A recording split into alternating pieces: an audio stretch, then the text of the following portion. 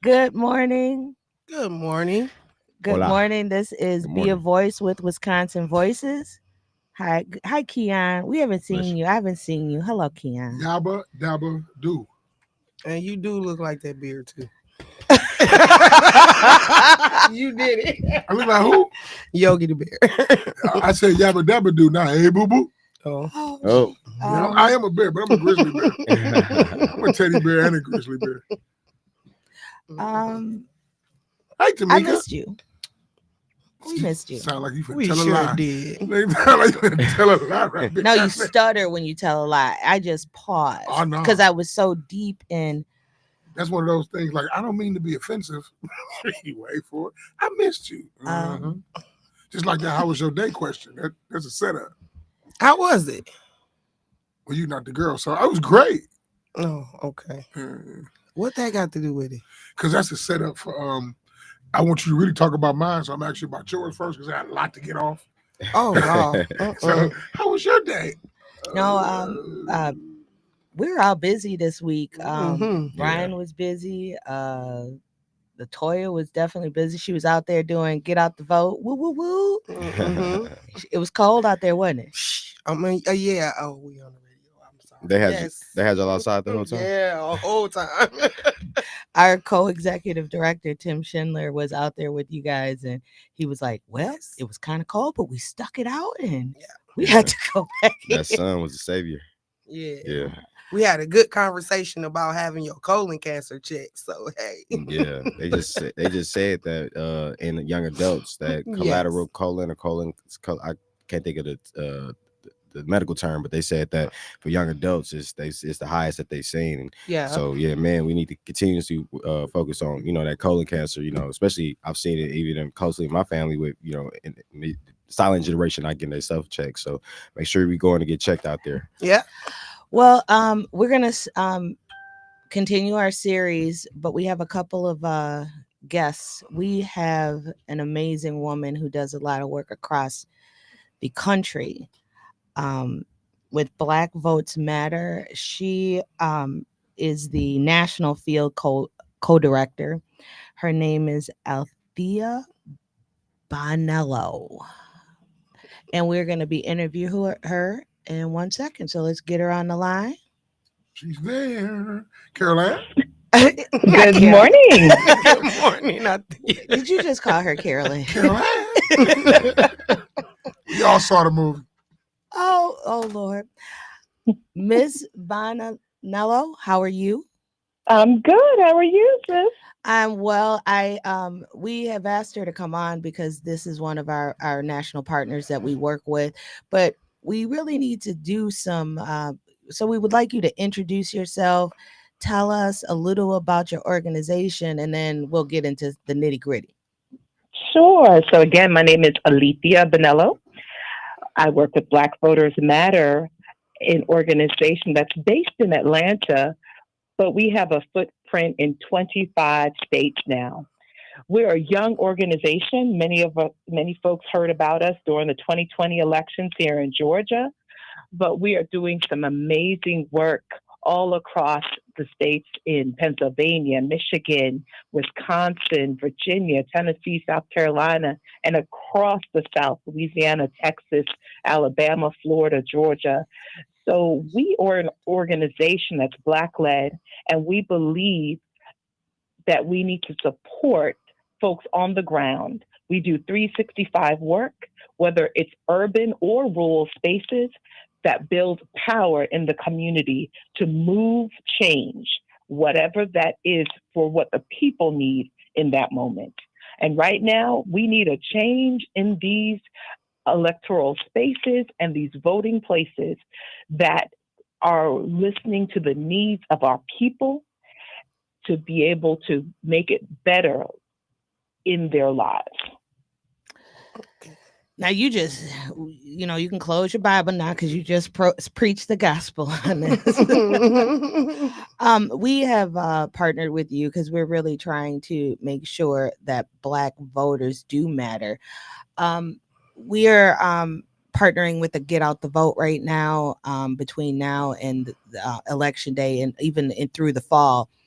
And can you tell them the importance of just Black voices? Because our show is called Be a Voice, but we're trying to emphasize all through the year, your voice matters.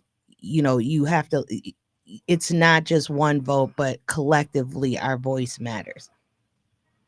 Most definitely. And again, you preaching to the choir right now.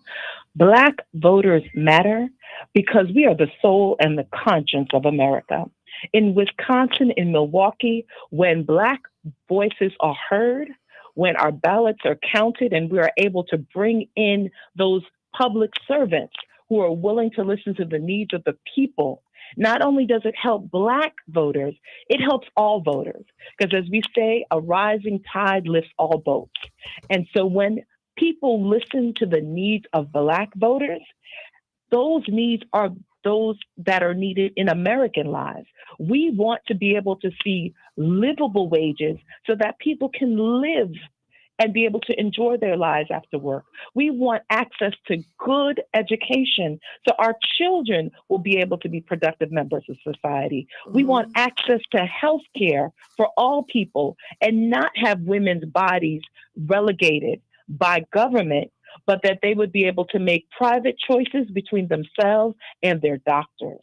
We want to be able to amplify choice in society and be responsible for the choices that are being made, not dictated by the government, but that people have the right to not only voice their concerns, but to vote democratically and openly for those concerns that they have.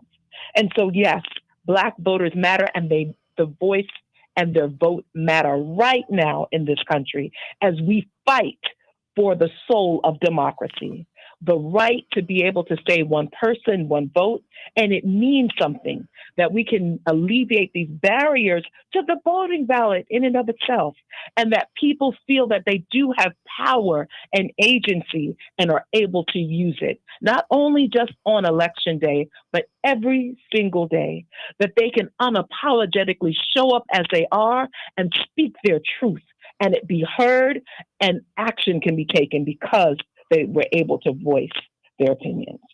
Oh, you know how to put that in words. You just did an amazing job on we over the course of the last couple of months, we've been emphasizing voting and knowing who's on the ballot and what is on the ballot and how does it affect you, and what do each of the electeds do? What are they supposed to do for a job? If you have a question, 414-444-5250. We're taking calls. One of the, I know we worked with you a little bit last year with the votercade and some of the other infrastructure stuff that you do. What else do you do across the country to try to get out the vote? Right. Yes, you just referenced that we take the blackest bus in America. Oh, the bus is throughout great. the state Yes. to the Black Voters Matter bus through various bus tours. We just had a bus tour at Virginia State University, educating our students, our college students, about why their vote matters. We are in the midst of getting ready for our Medicaid expansion bus tour that will take the bus through different states that currently have not accepted Medicaid expansion from the federal government. Oh, you'll be and here showing then. why that's important. So you're coming here. We're not able to come to Wisconsin right now, but we are planning a bus tour for Wisconsin. We'll talk about that a little bit. Oh, that's great. As you mentioned, Tamika, we have what are called partner calls. We don't dictate what the agenda is. We want to amplify and support what our partners are doing on the ground.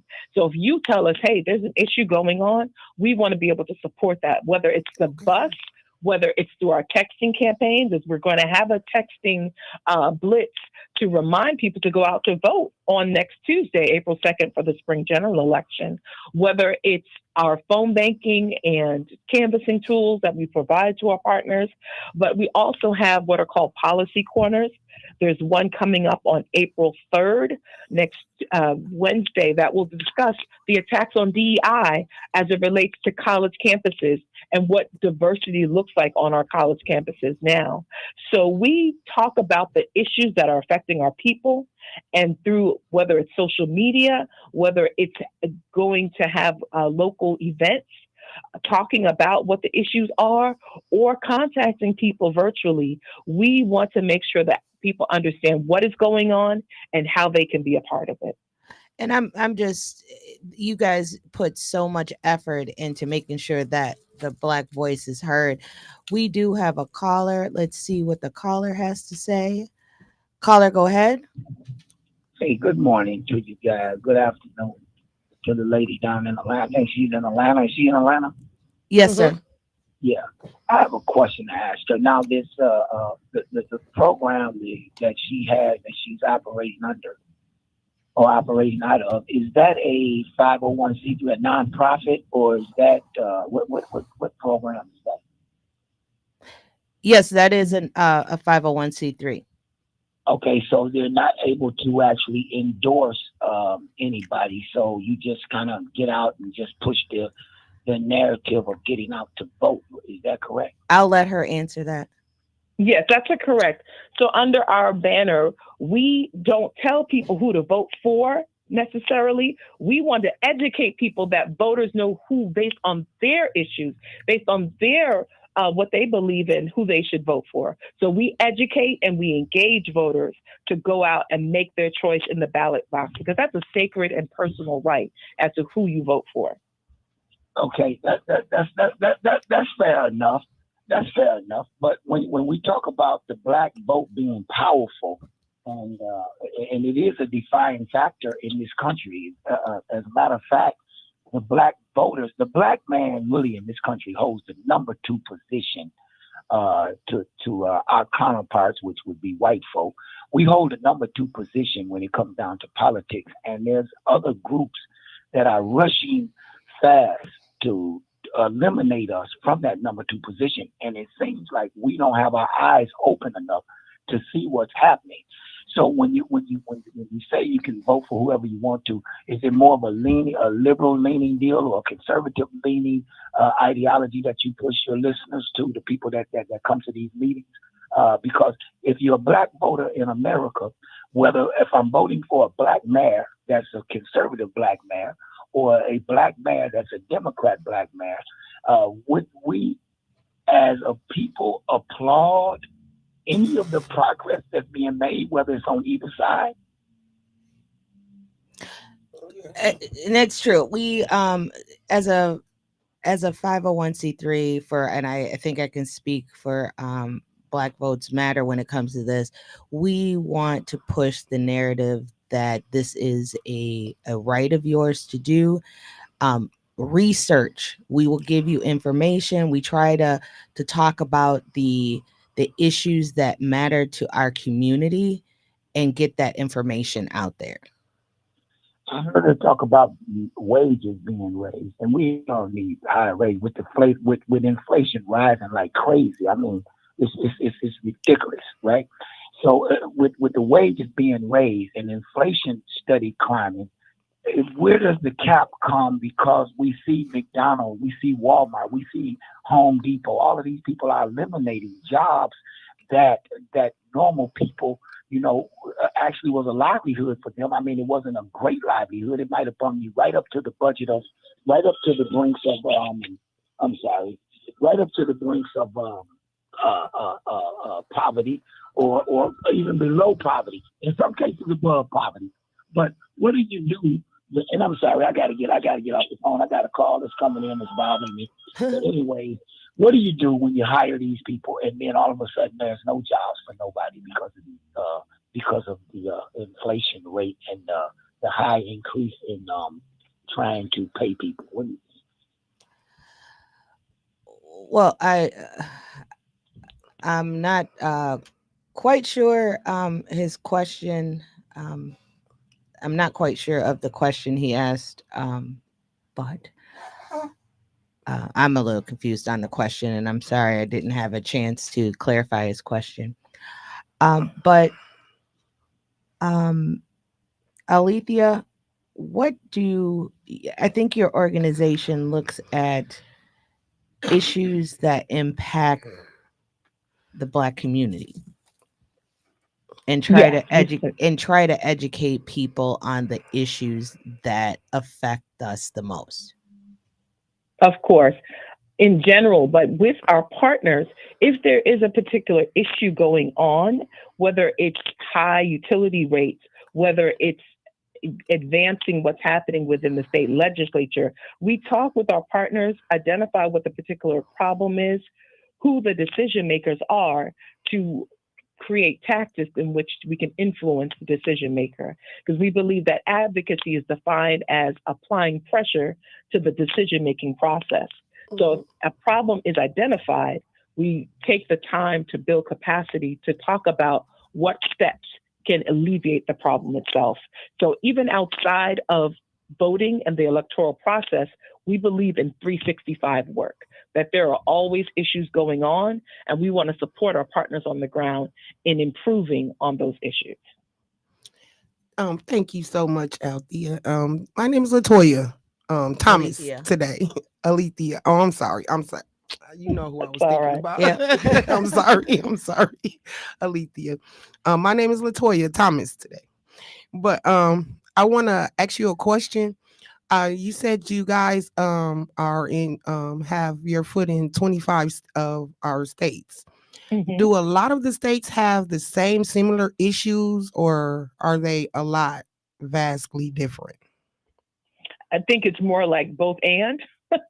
So what we've seen, even in 2023, we saw 62 bills come from various state legislatures to suppress the vote. Okay. We've certainly we've seen between 2023 and this current legislative session attacks on queer and transgender communities, as well as Tennessee. We saw a ban on drag shows and exposure to young people. There were obviously the abortion issue is something that affects all 50 states. And so then there are other issues. We deal with environmental justice. We did a tour in Louisiana along Cancer Alley, where these companies and these manufacturing buildings have created a very adversarial relationship with the communities that are there, that those folks have had an increase in cancer diagnoses, as well as asthma and other environmentally caused illnesses within the community. People deal with landfills being built near African American communities. We deal with water crises, housing crises. So there are a myriad of issues that our partners are working on locally, but we have seen some similar trends on a statewide level as well, that there are similar issues and attacks that are going on. Okay. And one more question. Because I as been doing elections for years here, I've seen over the last, I say about 20 years, I see a drop in the vote in the Black community. And I'm kind of seeing that around the country, where it's like needles in a haystack to get people to really come out and vote. Do you have some advice for our viewers to let them know why why Black vote matter is so important? I'll certainly give you an example. In Tennessee, we've seen that this current state legislation has come up with although the people have asked for more legislation about gun safety and public safety, particularly in our schools, Mhm. they've instead decided to target Tennessee State University. A vote took place on yesterday to vacate the 10 trustees of Tennessee State University, and the governor has now appointed an additional 10 people. There was an audit that took place, and what they found out was there was $4,000 that wasn't accounted for out of the millions that are spent at the school. So why was the response to get rid of the board of trustees? Mhm. The students, we supported the work of the students at Tennessee State University, the student government, as well as the NAACP Tennessee State University chapter, along with TSU alumni. And yet, although we talked about the problem, we organized about the problem, the state legislature was not amenable to what the wishes were of the current students and supporting TSU. And another audit found that TSU has been underfunded by $2.1 billion. Wow. So they utilized what finances they had to Wow. be able to support the school. And yet that has not been addressed. So yes, there are particular, why is it important for people to vote? Not only to be reactionary to what's going on, but be prepared when you vote, not just for the federal election, the presidential election, when you vote on the state level, as you've seen in Wisconsin with the election on the Supreme Court about the reproductive rights. When you are able to speak out, be active, and vote your voice, you're able to bring on people that are supportive to your issues and will be able to not come up with frivolous bills, but rather come up with substantive bills that is going to help improve your life. You see, those that we elect in positions affect your life directly, affect how much you pay for utility bills, affect how much taxes that you have to pay, affect how when you bail and bail funds, dealing with the judicial system and how our people are treated, who represents us as those people that you elect, and then who are your jury of your peers. All of those things are important. All politics rules our lives. Let's have a say on what takes place in politics. You do that by not only going to vote, but showing up at the meetings and holding those people accountable for who you voted for. What is your website if they want to know more information about you and your organization? Certainly, you can find us at www.blackvotersmatterfund.org.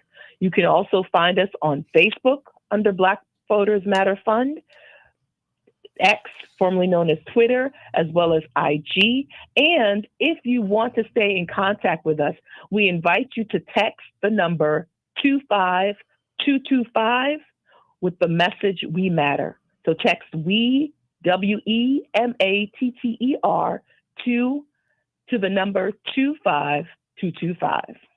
And then if there is probably a donation page on there, you fund across the country trying to get this work out. So we just want to make sure that we put that out there too, because sometimes dollars matter as well to help out an organization. Most definitely. Thank you so much. And we will be having you back. We're going to try to, on April 2nd, we have an election, local and county, and then we have our presidential primary. Hopefully we can get people out to vote. We're going to keep pushing it and doing everything we can. Thank you for joining us, and we will be back on the other side.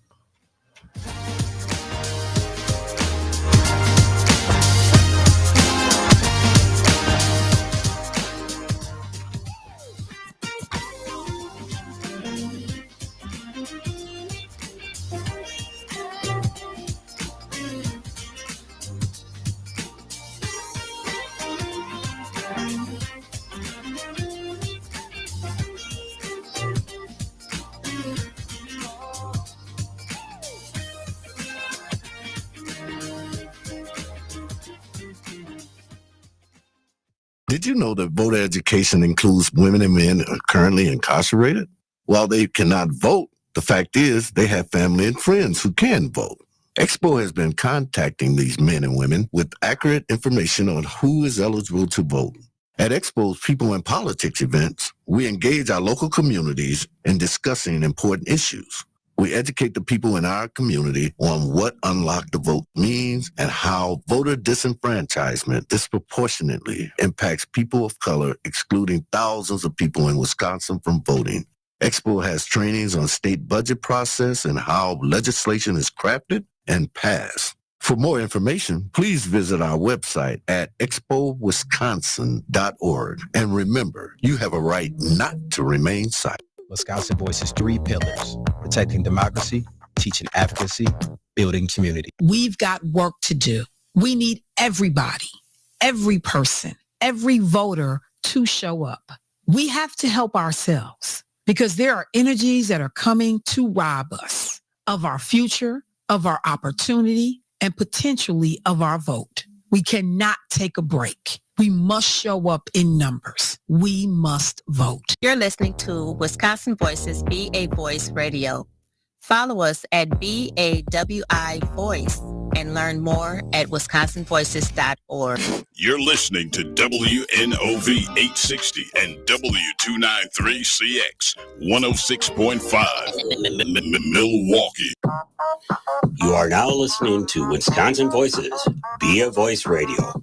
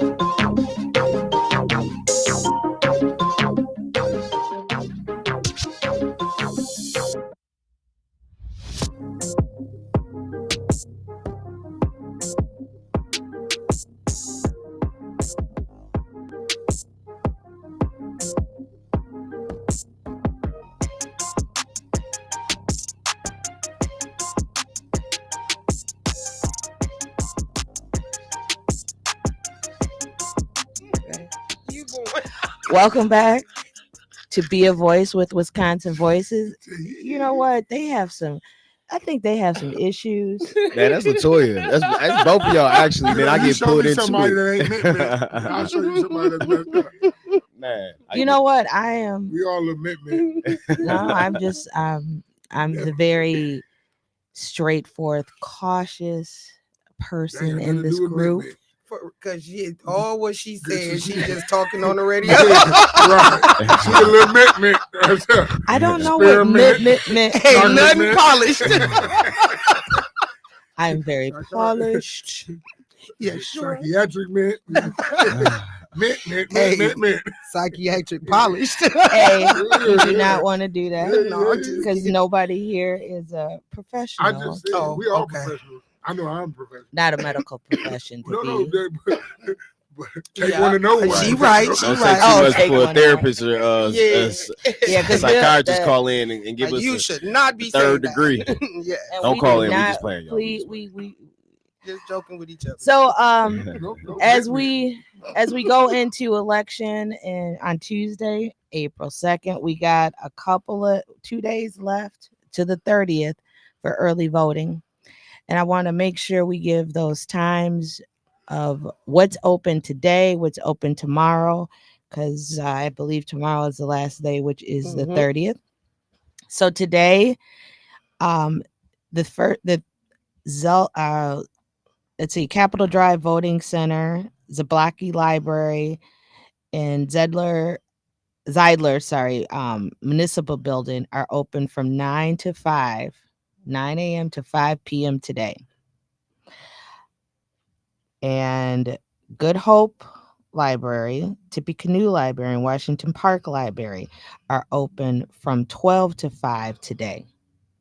Now, tomorrow is the last day of voting, and Zeidler Municipal Building, Capitol Drive Voting Center, and Zablocki Library are open from 10 a.m. to 2 p.m. Good Hope Library, Tippecanoe Library, and Washington Park Library are open from 10 to 2.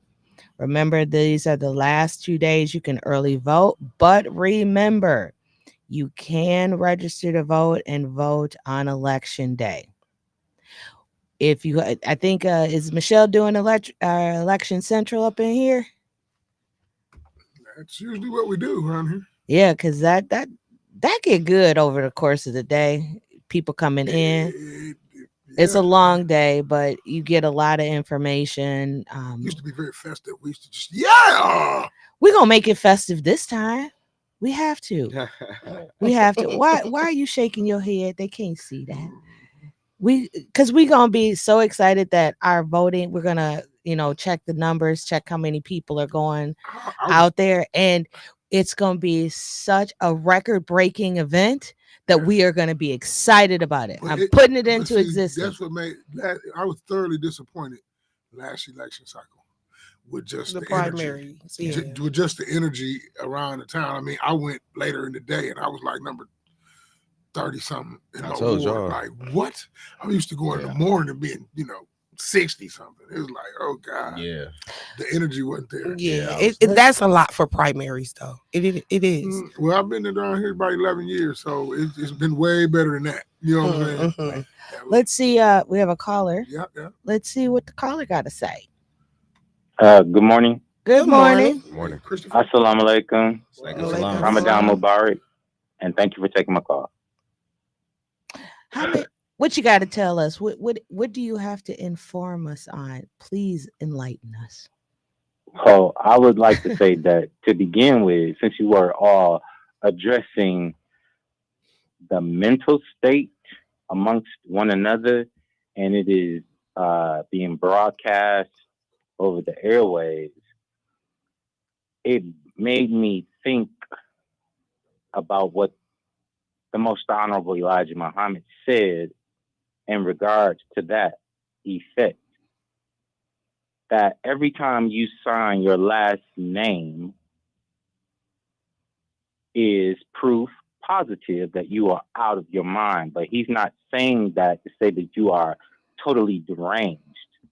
He's saying that to say this, because the name that we wear or have worn has been imposed upon us, and we don't have our rightful names, we don't wear the names of our God, Allah, because we are original people, we are native, indigenous persons.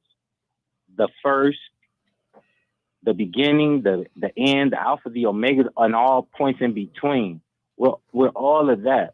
But primarily what I wanted to say, when you all were disparaging one another, I was a little bit taken aback, and I thought that was unbecoming with regard to decorum, because if we are to be beacons of light and we are in a position of impact, which you all are, because you have power with regard to the sound that you are producing over the airways, and they are actually impacting people.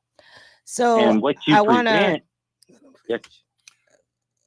go ahead, finish your thought. And what you all are presenting amongst one another, if you are coming off as disrespectful to one another, it will carry over, and then you will lose credibility, because the people will hear that you are being disrespectful to one another. So, and all that right. is not enlightenment. So, number one, we're not being disrespectful. We are a tight group. We like to clown. We like to have fun. We have things that we are in the streets, doing work a Yes, lot, ma'am. and it's I know them it's streets. so to even have you say that we were being disrespectful. These are my Here's cohorts. this. Well, I'm just you letting. So you told us what you're in you inferred on. I just wanted to say we work hard. We love Been knowing each other for years. But that's still too much. My point was because I'm the initiator. So if you heard the beginning, you know, some people tune in when they tune in and don't hear it was a general statement. A general statement. I said, show me somebody that ain't got a little problem, and I'll show you somebody that's messed up. And that's how the joking kind of started. And Tamika was like, you know, I'm cool. I was like, no, you meant that. I agree with both of y'all. So, I totally agree with what she was saying. I know my caller, we wasn't disrespecting each other. I know like my caller, and you know, when you tune in at a certain point, you know, you hear what you hear from that point. If you didn't catch the preamble or whatever led up to it, then you can be out of context. So if I just want to say, if anybody thought we were being disrespectful, we were not. apologize. We are. I'm not apologizing for our relationship and what we do. These because people Michelle and I ride do it all morning, right, long, and it jams. and we ride or die with each other. people's sense of You humor know, is different. Brian and I worked 12 to 15 hour days. We're exhausted, but we were out there doing the work of Wisconsin Voices in the community. Latoya was out there, and our crew was out there cold yesterday. 2 days in a row. Yeah, a couple days in a row. So what we do, we have to laugh because there is so much trauma doing this work and it can be triggering. So we have to laugh. We have to clown. We have to make sure that we keep our energy up. Yeah. Because how are we going to try to assist others? Because I don't like the word help others. We assist others in getting the information and the message that they need if we're down. Yeah, you know, we get a lot of phone calls. You know, while you're making 80% of the world happy, it's a 5 or 10% that may be like, y'all need to stop laughing so much in the morning. Hold on, fam. We just got through talking about 9 murders, the murder rate going up, the bad politics and everything. You gotta have a balance. So you giggle a minute, but Right. some folks, you know, hey, like I said, show me somebody that ain't, and I'll show you somebody. That like got a I problem. said, you got to have a balance there. We've been doing these, been doing this work for a long time, and the work that we do is not so very happy. Like All when the you hear time. all these people say, "I'm passionate about."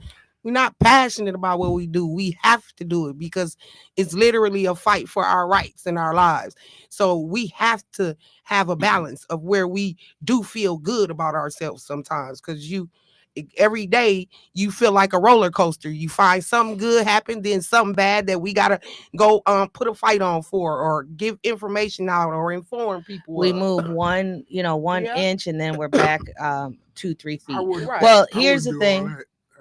What we're gonna do is be we're gonna yourself. continue our series on interviewing candidates on the other side of this break. This is Be a Voice with Wisconsin Voices, and we'll be back after the break.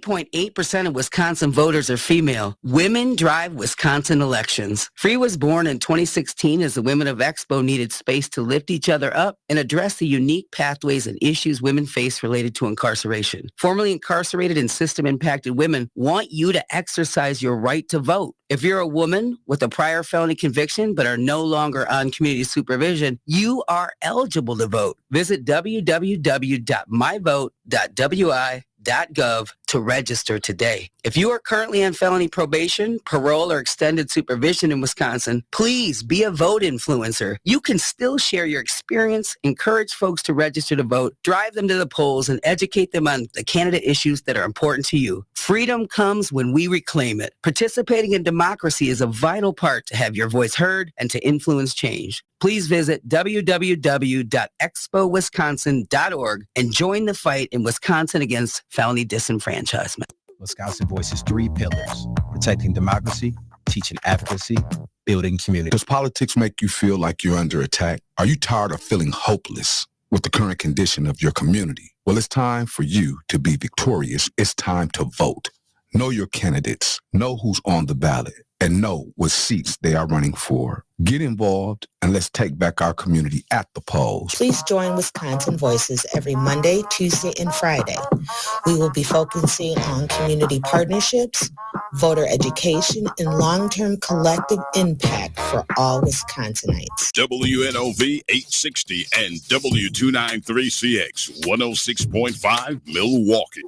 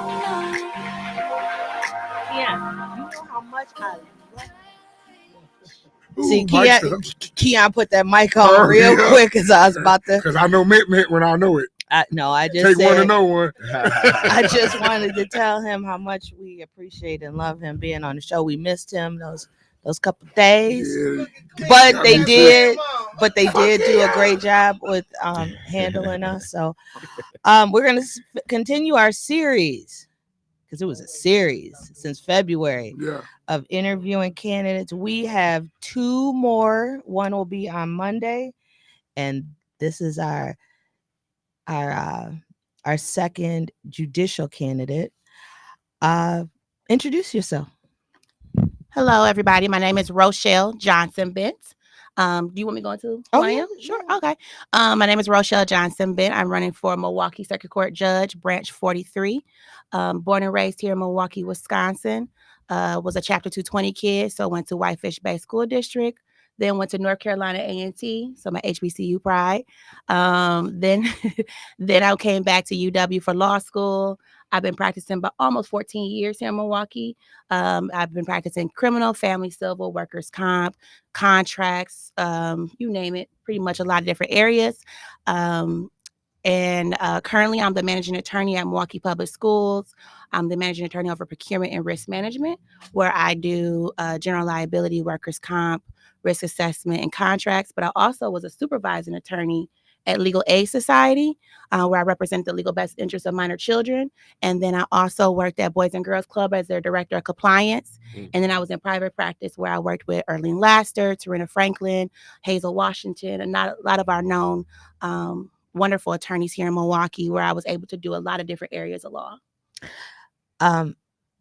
one particular thing stuck in my head because I'm a 220 Shorewood, Whitefish Bay Shorewood, Yeah, that stuck with me too. Yeah, but and he Yeah, I'm a North Nicolay. Shore, I'm a Nicolay, so Right. yeah. No, yeah, MPS MPS come in here and they be, MPS him to Yeah, the everybody say they schools. Yeah, they we don't get that shouting much their love schools on out. We don't get Milwaukee love. radio. Our chapter 220 don't do the same Yeah. thing. Shout out to our chapter 220 people across Yeah. Milwaukee. Yes. We had to struggle. We had to get bust. Take the buses, Bust jumping on in, the bust 62 out. Right. to all the way down Capitol at like 6:30 in the morning. Yes, I remember those days. Taking the seats. Taking all the seats in the back. Yeah. Yep, or in the front. We was taking up the whole They bus. pulled up right in front of the house for us. So you're Nice. a product of Milwaukee. I am a product of Milwaukee.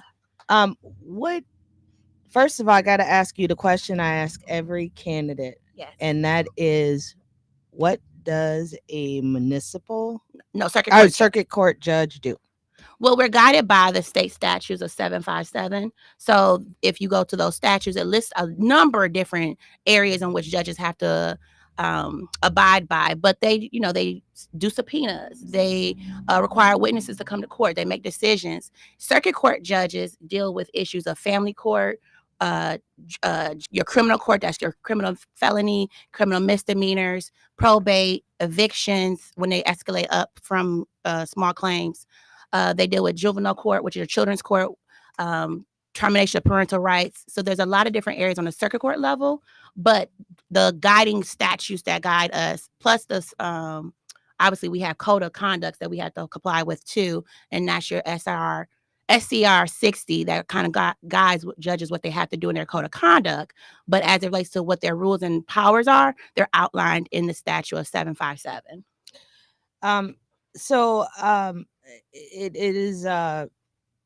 It is an imperative that we know who our judges are, and who we have. The whole series this last couple of months has been get to know who your elected officials are. Some of the judges have been on for decades and we don't even know who they are, but we elect them every year. Yep. A lot of them don't even have an opponent or a primary. We don't hold them accountable one way or the other, how they so I guess these elections are very important. What made you want to run for judge? I love that question. Thank you for asking that. One of the reasons, there was a couple of reasons why I ran. One is that I've practiced in Milwaukee County for many years. I've seen some things that judges are doing well, but I've seen a lot of things that judges can improve on. Unfortunately, a lot of times judges, after sitting for so long and or just being jaded by the process, sometimes become detached. And so as a person from the side of a litigator and or of a family member who has had family go through the courts process, myself going through a divorce, you want a judge who understands the issues of our community. And that means the whole entire community, right? Not just the ones that look like them, sound like them, and relate to them. You want to be able to know that when you come into court, you're having those equal opportunities to be able to explain yourself that anyone else would have. So that was one of the reasons, is that I wanted to bring that position to the court when running. The second reason why I was running is because I believe we need more judges who are experienced in different areas of law, not just coming from criminal background or just civil background, but these different areas. Why that's important is that our judges in Milwaukee do rotate every 4 years, at least majority of them do. So when they rotate, they go into these different areas of law. And if you're a litigator or a pro se person, you want to know that the judge that you're before knows these different areas of law, right? You want to know that learning curve isn't new to them. They're coming in having some experience with that kind of client, the people that come before them, whether it be in family court, civil court. All these different people are dealing with different issues. And the second thing is when you're you have different areas of law that you know, then you understand that process and what people are dealing with. So when judges are more equipped to take different cases, work with different clientele, that's very important. And so those are the things that I consider when I was running, is what can I bring to improve the bench? What can I bring to help bridge the gaps of equity? What can I bring to make the bench more relatable so that people trust the process more? If it's more transparent, if judges are more forward facing, if they're coming out and talking to the public, because like you said, you come out here and talk to different judges and you don't know who they are, that's a problem. You should at least have their understanding a little bit of who they are, especially if you've engaged that much. Well, we got a caller. Let's see. Caller, go ahead. Oh, 1 second. We're having technical difficulties. Caller, go ahead. Am I coming through now? You're coming through. Thank you. Good morning, and a wonderful and blessed Good Friday to all. Resurrection Sunday is upon us. Yes. Ramadan Mubarak, Brother Christopher, and everyone else serving or enduring the Ramadan. Good morning, Tyrone W. speaking. Good morning, Milwaukee. Good morning. Yes, good morning, dear. Show host Miss Latoya and Judge. Well, first of all, just let me say, what I'm hearing is wonderful. I would still love to have some of your literature. Haven't met you. I'd love to meet you and see you face to face. Okay. Read more about what so I'm looking forward to your literature. You're kind of like on the 11th hour here, but it's good that you did better, something better than nothing that you're here. So wonderful. But where are you on the ballot? That's statewide, right? That's not just in a region. It's countywide. So it's everybody who lives in Milwaukee County, and it's branch 43. Okay. I'll be looking for that. The way they got these ballots chopped up sometime there. And it's the first name for branch 43. So circle that first little bubble.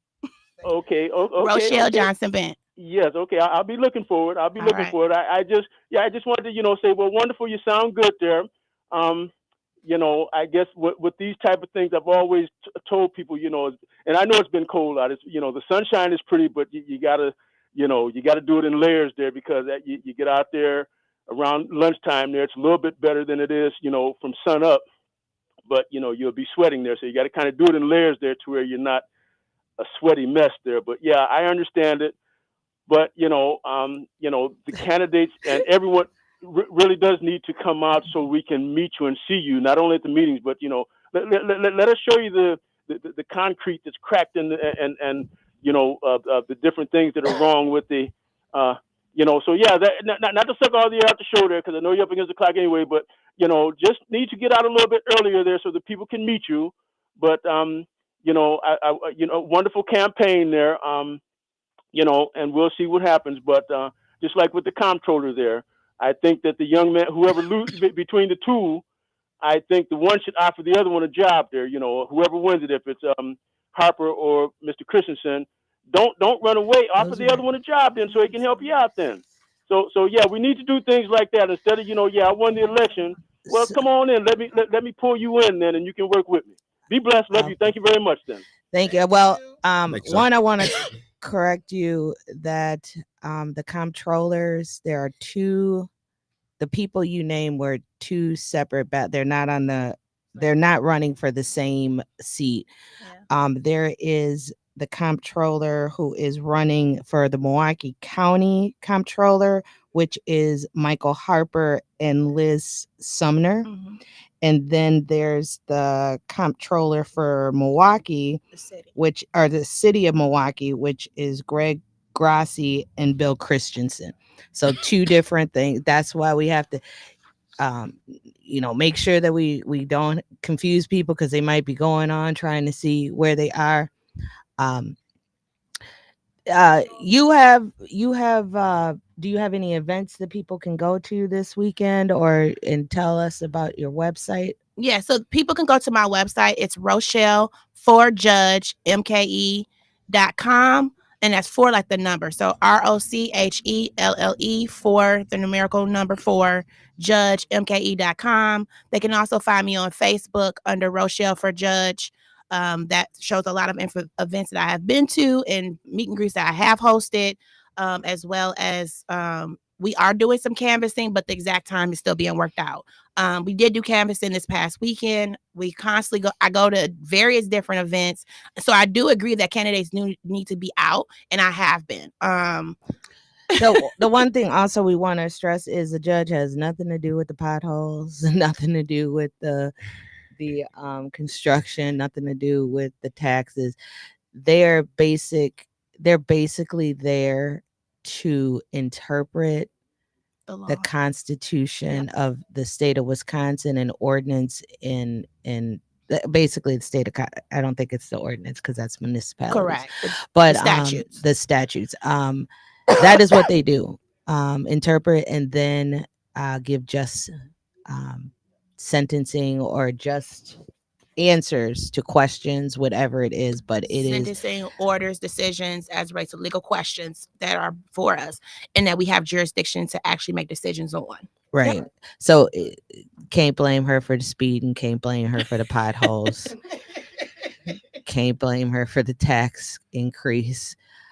Can't blame those people for that. The budget of MPS. Nope. None of those deal with the judge. We only got a couple more minutes. What would you say to the people at your last words from on being on Be a Voice Wisconsin with Wisconsin Voices? So I always tell people there's the three main reasons why you should vote for me. The number one reason is I'm an experienced litigator. You want judges who know what they're doing, know how to interpret the law, they know how to apply the law, they know the different areas of law, and they actually have been through the process and know the process. The second reason why people should vote for me is that I'm very truly involved in making sure we're bridging gaps of equities. I've done it as a litigator, whether bringing the voices of the children to the court, whether making sure the courts are more culturally sensitive, whether it be making sure people understand and articulated the process to them, making sure they understand what's going on. They understand what document they're signing, making sure they understand what the judge is saying. So you have to make sure that people feel part of the process so they can be part of the process. And the third reason why I tell people that they should vote for me is that I'm going to bring that voice of community engagement and relatability. Again, judges need to be more forward facing. What I do now is the same things I would do when I'm as a judge and things I have done. I work within the community. I work with the state bar. I work with organizations within the state bar. I work with different organizations and people because I want to be able to understand, utilize those resources, bring those to the court so that people really feel like we're trying to improve things, right? If you're giving people the resources to be better and do better, then they're not as likely to keep coming back and forth into your court. If you're hitting the issues of why they're committing crimes, if you're hitting the issues of why their family keeps coming back to court, you can do that. So again, please go to vote on April 2nd. If not, vote early before March 30th for Rochelle Johnson Bentz. That's branch 43 for circuit court. This is county-wide race. Again, you can go to my website, Rochelle for Judge, mke.com. Okay, I think that is the only judge contested race on the ballot. That is correct. So there'll be two names in that particular. Thank you so much for listening to Be a Voice with Wisconsin Voices. We will be back on Monday, Tuesday, and Friday of next week. Talk to you soon. Thank you. One more show. Two shows before Monday, Tuesday, Friday. Tuesday's election. So Monday and then Tuesday's election. Yeah. Let's get it on. Oh, and come back for Election Central. Yeah. I'll talk to you soon. Thanks. Thank you.